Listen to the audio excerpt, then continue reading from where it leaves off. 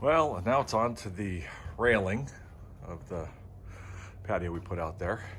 And you can see my post layout. I just got those done. So on Amazon, I went on and bought these metal posts. They're less than half the price as buying the ones at the local Home Depot.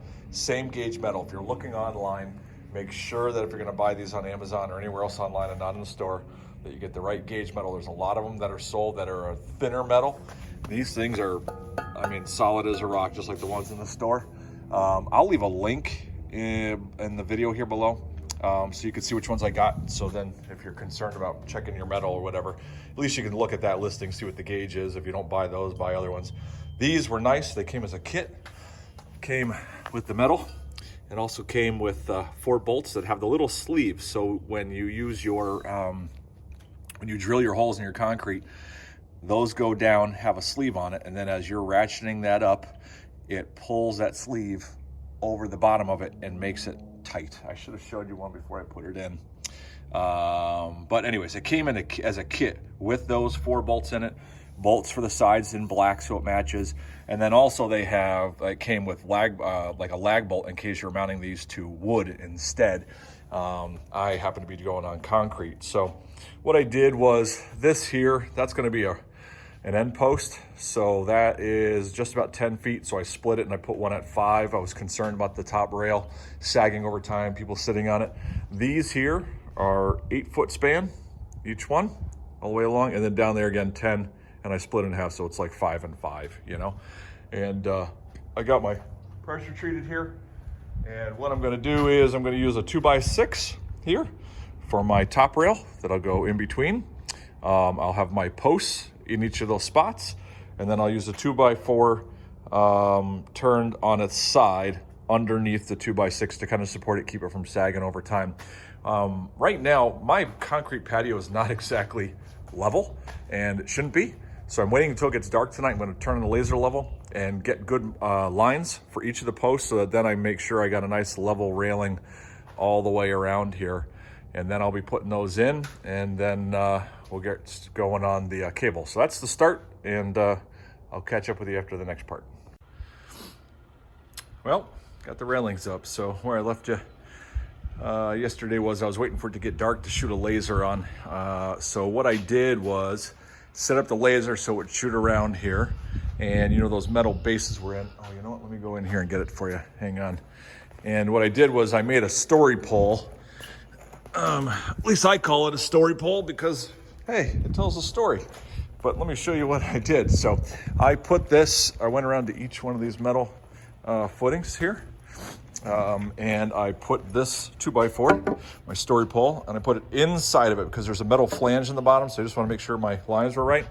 And then where the laser was, I came and, can you see those right there? There they are. Okay. So they're numbered.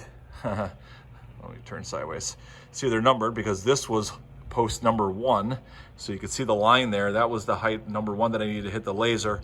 And then this one, I put the pole into that bracket, and that was number 2. And then I marked the big one, just marked it on there, and went 3, 4, 5, 6, 7. Marked them all on my story pole.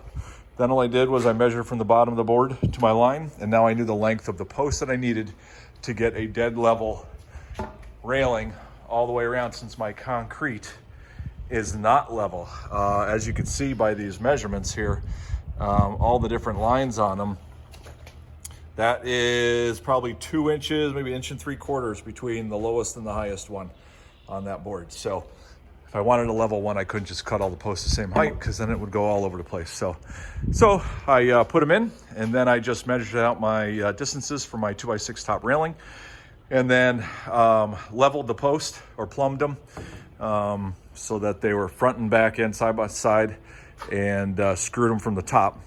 And what I did was I used these little guys like this. These little bracket things, has an angle in it for strength, and I put that in there to attach the ends nice and sturdy to that. Now I am coming back, as I told you, I'm putting a 2x4 in front here that will go on its side underneath for extra strength. I got to tell you, this is a 5 foot, well, let's go to this one. This is an 8 foot span.